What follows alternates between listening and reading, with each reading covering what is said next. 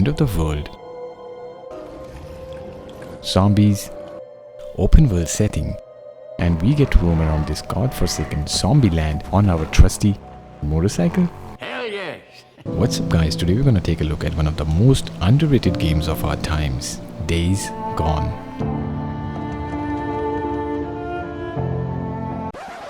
Now you might be thinking, didn't it get poor reviews? Well, if you haven't played the game and are just coming here reading reviews, then you might be steered towards thinking that it's just an average zombie game that can be summed up as mediocre at best. Bring it! When the game initially launched on PlayStation, yours truly, like most people, also brushed it off as just another run-of-the-mill zombie game. I thought, what could this game bring to the table which has already not been explored by now? Market is full of zombie shoot 'em ups, and some are really good. So when you start playing the game, you will find that it's not necessarily something special. Further, game's pacing does not help its cause either. Oh, okay. Listen, O'Brien. If we don't get her to a hospital, she's going to die. There are no more hospitals. It starts painfully slow. A long cinematic follows where the game tries to give the players a glimpse of things to come, but it really takes some time for the game to gather momentum. So after investing some time in game and having upgraded the bike and your character a bit, you will find that game becomes fun and rewarding.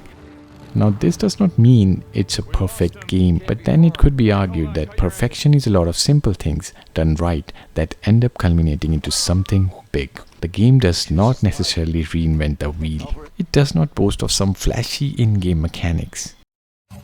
You don't need to own a beefy rig just to get a glimpse of the game either. Crisis! Days Gone does a lot of cliched things in a post-apocalyptic zombie open-world setting and does them rather well. As a gamer, you'd never feel betrayed by the game's world or its mechanics, with a minor exception though. Ah, the joys of hygiene, my friends.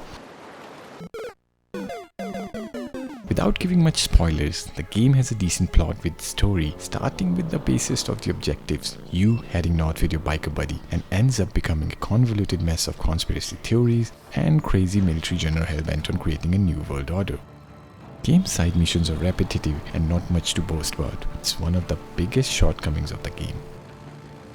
What this game does get right are these insane moments when you're facing a hungry flesh-eating zombie horde or trying to infiltrate a zombie nest where one wrong move could be your last.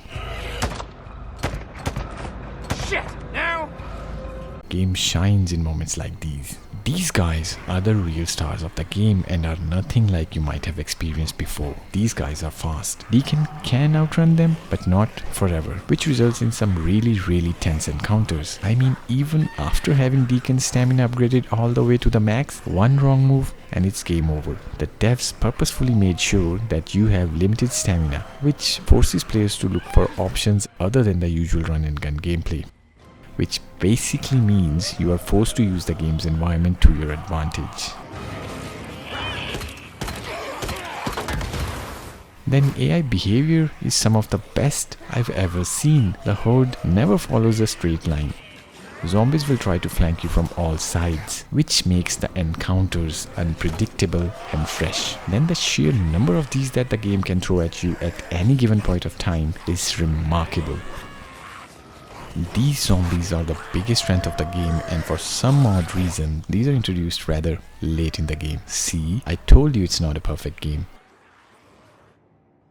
Wait, hold on, cut your The engine. game has two storylines that are being narrated simultaneously. One branch follows our hero, Deacon, and how he copes up with the loss of his loved ones in this new world. Other storyline follows these NERO missions. National Emergency Response Organization, or NERO, is one of the last surviving active branches of pre-outbreak US government. NERO's exact intentions are unknown, but they are clearly trying to study the infected without fighting them, unless they have to.